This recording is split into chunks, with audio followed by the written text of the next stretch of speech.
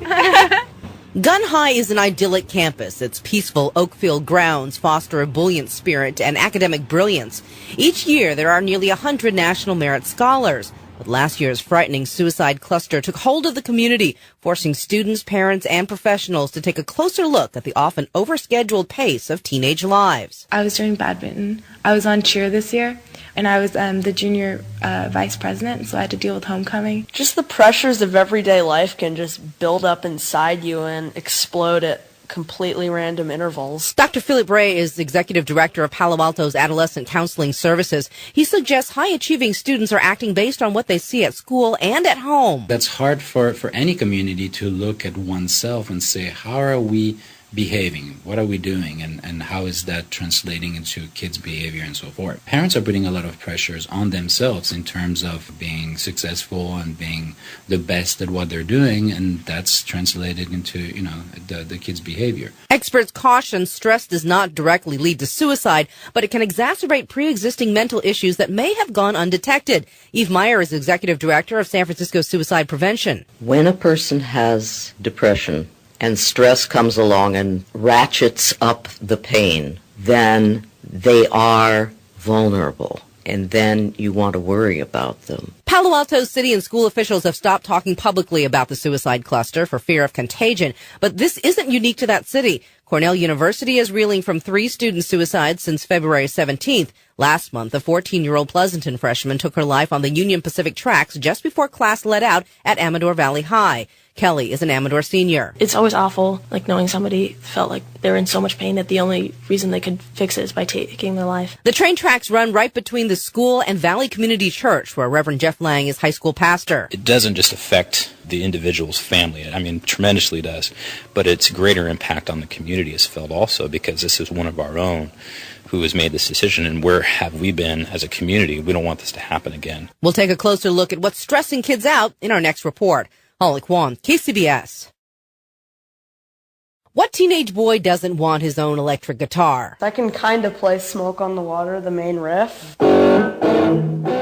After all, rocking out can be a good way to blow off steam. So is the internet. My name is Matt Visness. I'm a freshman at Gunn High School. I created a Facebook page called Life's a Good Thing. It came online during last year's suicides, and it's designed for students to post their frustrations over anything from a brand new zit to a fight with your parents. But mostly it's been about grades. Colleges are harder to get into these days, so that makes parents go, all right, you got to do better. Average isn't good enough. You got to be the best. And it's not enough just to be good academically. I know a kid who, because he got an A- in his concert band grade, that his mom took away his phone for a week. This self-imposed pressure worries Matt's mom, Cara Fontaine. There's an unspoken rule that you're supposed to do better than your parents did. And, when your parents are living the ultimate dream, how do you do better than that? We hear a lot of kids coming in that it's not enough, that it's never enough.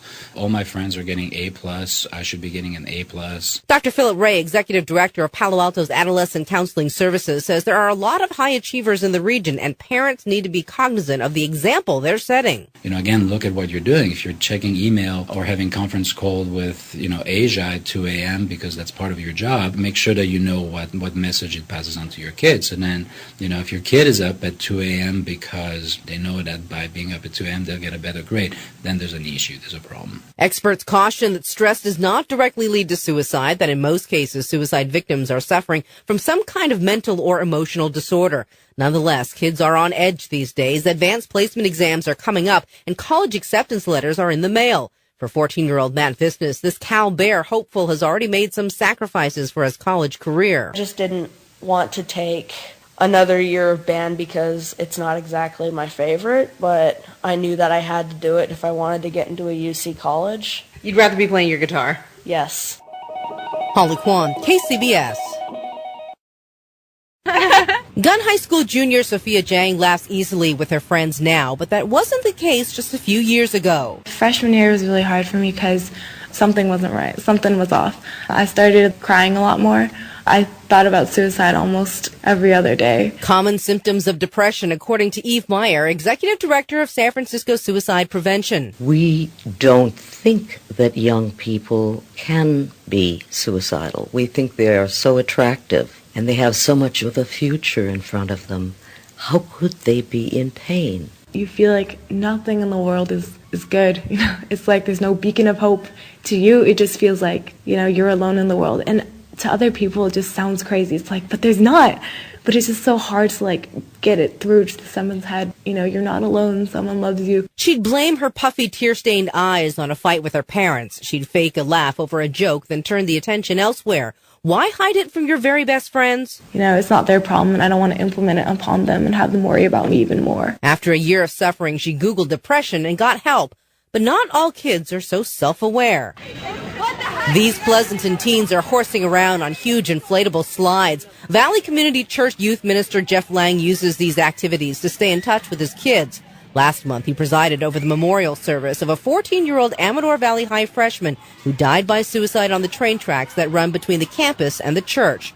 She was said to have a lot of Facebook friends, but Lang worries that the more connected kids appear, the more disconnected they become. They have the freedom to be whoever they want to be in a virtual sense, in the virtual world, social networking.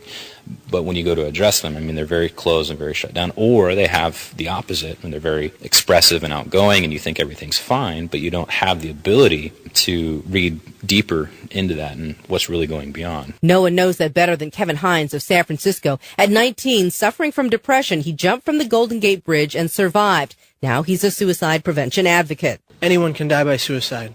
Anyone you know, anyone you love. It's time to talk about it. Holly Quan, KCBS. At the end of every Caltrain trip, as the cars slowly arrive at the last station, is an engineer happy to have finished his run problem-free. But every one of them knows at some point they'll be faced with a fatality. They just don't know when. Sean Morgan has seen 3 in his career. At some point you realize that that's going to happen, and the feeling of helplessness is awful. Because by the time I realize that we are going to strike that person, there is nothing I can do. At 79 miles an hour, it takes him half a mile to stop. Sometimes it's a close call. You know, is that guy going to move? Is that guy going to move? Is that guy going to move? And then finally he would move, and okay, everything's okay. And sometimes it's not. But Morgan doesn't know that. It's all a judgment call. He remembers one day pulling out of Redwood City when he spotted someone 3/4 of a mile down. I realized that this person was still in the middle of the track, and for whatever reason, I decided to plug it. And as I put the train into emergency, the person laid down on the track. I actually stopped about 50 feet away from this person. You know, if I had waited 3 more seconds to make that call, that guy would have died. And then he got up and took off and ran away. You know, I'm sitting here shaking from all the adrenaline pumping through me. And this guy up and takes off and runs down Whipple Avenue. Caltrain posts suicide prevention signs all along its corridor, and Morgan feels for those who are in pain. But when he's forced to become an unwilling participant, then his compassion turns to anger. I just want to come to work and do my job. Unfortunately, they're involving me in how they want to end their life. You know, I don't want to do that. I just want to come out. I want to be the guy, you know, that, you know, waves at all the kids, you know, and does my job, goes to work, and goes home, and that's it. Veteran engineer John Manley says that anger can bubble up when pedestrians and riders are perceived as far too cavalier in their regard for the railway. He was pulling into Hayward Park Station shortly after last year's suicide cluster. Some kids were on the platform and played a little bit of chicken with me. But they got on the train. I told them they're not getting on the train. You know, they don't realize what they were putting themselves in jeopardy. They thought it was funny because of all the incidences in the news about how it's happening and young kids and everything else. But for us, it's firsthand. It's what we deal with. It's bad enough. And then you want to play a game like it's a joke. It's not. Caltrain and Amtrak offer counseling and several days off with pay after a fatality. Holly Quan, KCBS. 14-year-old Gun High School freshman Matt Visnes practices his guitar as a way to blow off steam. He's also learned to talk it out. It feels great, you know, if you're feeling stressed out, you got to talk to someone. It doesn't matter who. His mom, Cara Fontaine, has noticed the change from angry door-slamming Matt to a more mellow Matt. As tragic as these events are and were, in my household, it did open the door to communication. That's where it starts. It starts at home, and it starts with knowing your kids. A city task force was formed to respond to the suicides, but Palo Alto officials have stopped talking to the media for fear of contagion. There is data to suggest that added attention may perpetuate the problem. Los Altos parent and psychologist Leslie Bihar says that's the dilemma. You know, I think we're hampered by this concern or belief that teen suicide can be contagious. that's conflicting with our impulse that talking about things is a way to shed light on it and to help prevent it. So how do you start that conversation? When somebody is suicidal, before you ask them why, you ask them how. Get that thing away from them. Eve Meyer is executive director of San Francisco Suicide Prevention. What you look for is somebody who talks about death, wanting to talk about their funeral, all of that we normally brush off as being overly dramatic. It is a good thing to call for attention if you're drowning. Pay attention to the person who says, I am drowning. Gun High School junior Sophia Jang saw the signs in a friend who was the first of 4 gun students to die by suicide last year. She was at home and saw an instant message from him. Suicide is a personal choice, and society can't do anything about it. And I remember reading that, and I was like, oh, that's probably like a song lyric. Today, she knows she needs to check on her friends, and she needs to allow them to check on her. I think that's what's hardest to accept is that, people actually do want to listen. Because if I had a choice between having you take your own life or me listening for an hour and maybe taking away from my homework time, I'd rather still have you alive the next day. Freshman Matt Visnus has found it might even come down to a momentary act of kindness. Smile at them as they're passing in the hall. I mean, they might think you're being weird, but you're just taking the first step, and it is going to make them feel better if you're just walking, say hi, wave at them. That's all it takes, really. Holly Quan, KCBS.